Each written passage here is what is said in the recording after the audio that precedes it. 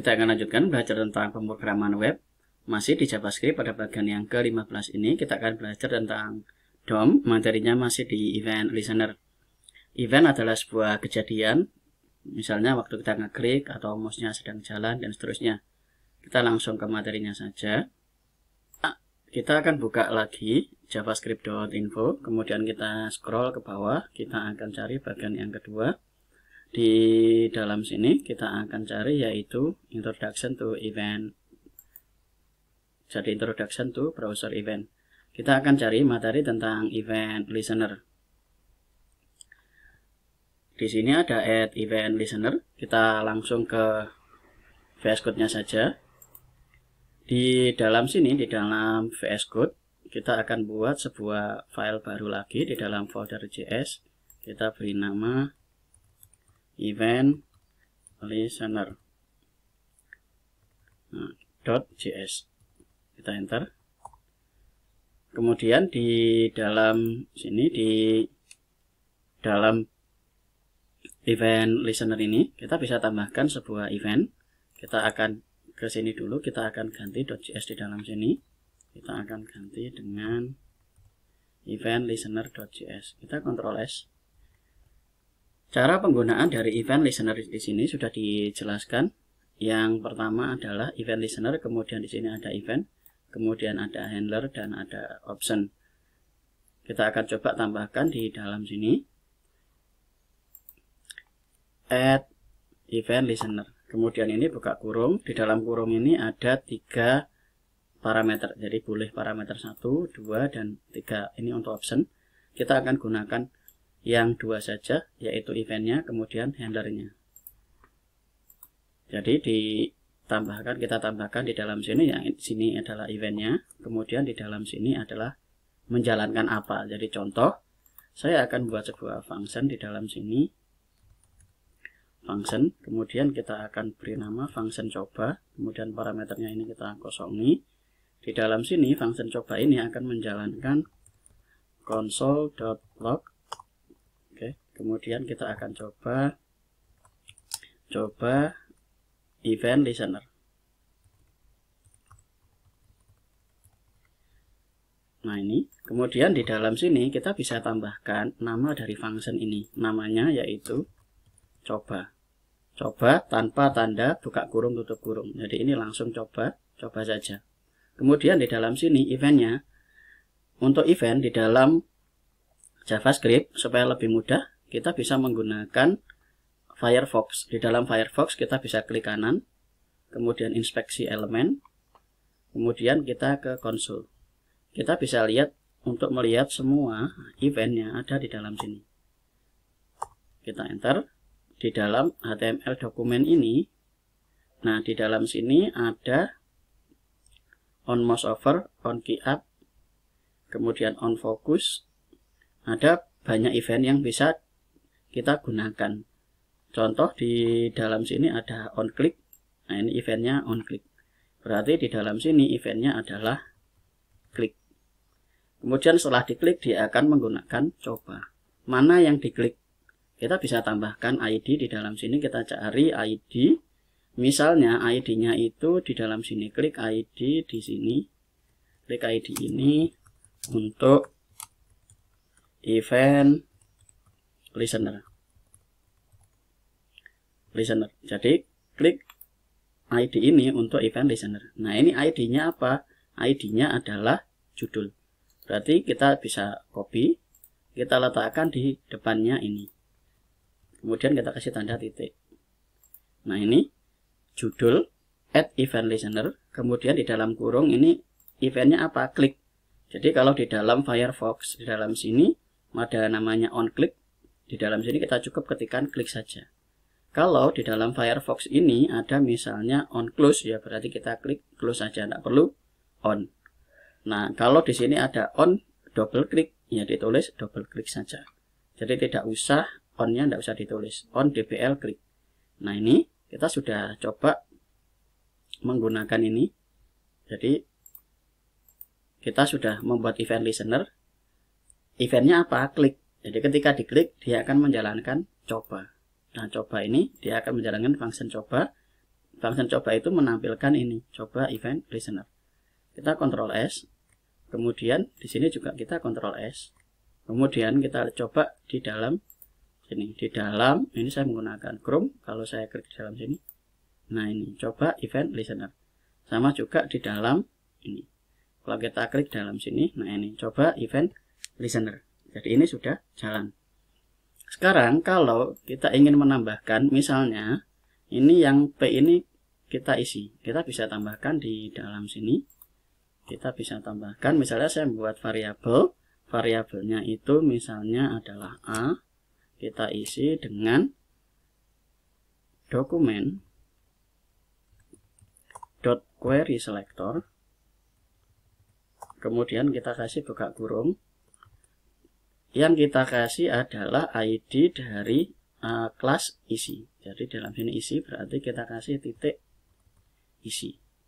Nah, kemudian di dalam sini kita akan a.inner HTML, kemudian kita isi sama dengan belajar event listener. Nah, seperti ini. Kita Ctrl S. Kemudian kita akan coba hasil di dalam sini. Kalau kita klik dalam sini, nah ini akan tampil belajar event listener. Nah ini sama juga di konsol lognya dia tampil. Jadi tampil karena apa? Karena kita menggunakan ini. Jadi dokumen .query selector ini kita panggil selektornya yaitu kelas isi, kemudian kita simpan di variabel A. Nah A ini kita tambahkan a.inner HTML, kita isi dengan belajar event listener. Kemudian begitu diklik dia akan mengisikan ini. Kenapa ini diklik? Nah ini kita kasih dalam sini eventnya adalah klik. Dia akan menjalankan function coba. Perhatikan penulisan function di dalam sini tidak perlu dia ikuti dengan buka kurung tutup kurung. Jadi kalau kita isi dengan buka kurung tutup kurung seperti ini, maka ketika ini dia langsung jalan. Nah kalau kurungnya ini dihilangkan, kita Ctrl S. Kalau kurungnya ini dihilangkan, nah ini menunggu adanya sebuah kejadian atau event. Kalau kita klik dalam sini, ini baru tampil. Kemudian penulisan event berikutnya adalah di dalam sini. Kita bisa tambahkan di dalam sini ada button on click, baru kemudian di dalam sini dia akan menjalankan fungsinya. Kita ambil contoh di dalam sini, ini menggunakan on click, baru kemudian memanggil nama fungsinya. Ini cara yang pertama, ini bisa kita close dulu. Cara yang kedua, di dalam sini kita bisa memanggil on. Nah ini sudah ada, kita panggil on click.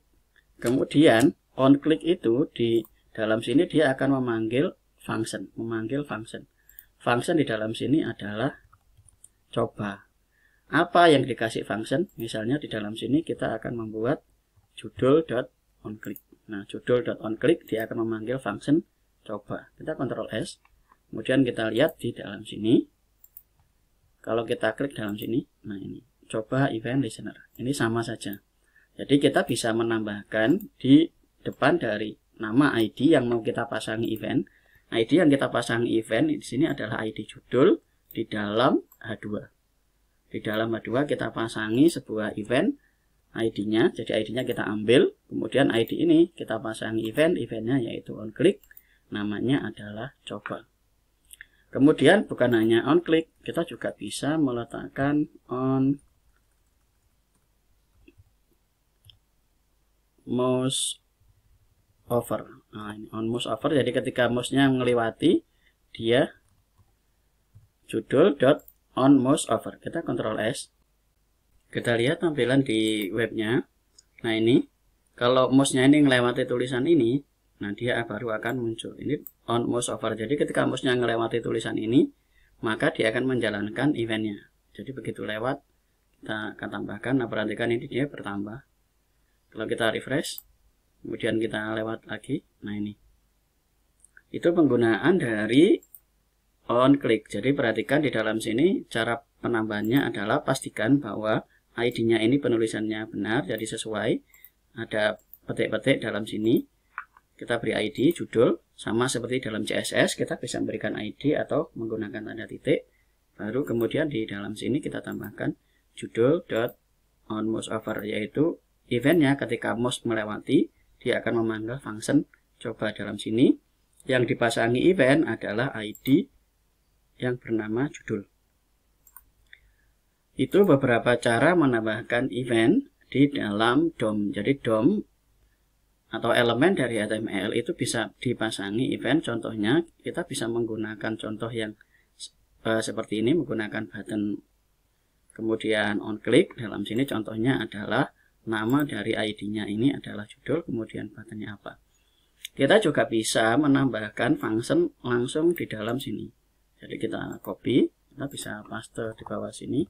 Kemudian kita bisa membuat sebuah function di dalam sini, yaitu kita beri nama function, kemudian name-nya ini kita hilangkan, paramnya juga kita hilangkan.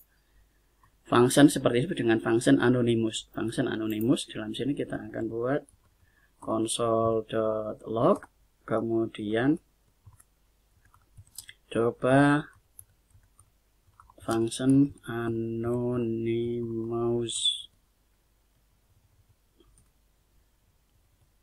Oke, anonymous. Nah, kemudian di seperti ini kita bisa Ctrl S. Ini on mouse over, kita bisa ke webnya. Kita seperti ini sama, jadi kita langsung bisa melihat coba function anonymous. Nah, ini kita menggunakan function di dalam sini. Jadi boleh menggunakan cara penulisan function di luar seperti ini, atau bisa kita tuliskan langsung di dalam sini. Function, kemudian tanda buka kurung tutup kurung, kemudian ini console.log, coba function anonymous. Jadi nama functionnya tidak ada, langsung diikutkan di dalam sini. Nah, itu penggunaan dari event listener. Silakan dipelajari. Jadi dalam JavaScript ada beberapa cara penulisan event. Kita bisa menggunakan seperti dalam event.js ini. Kita bisa tulis di dalam sini.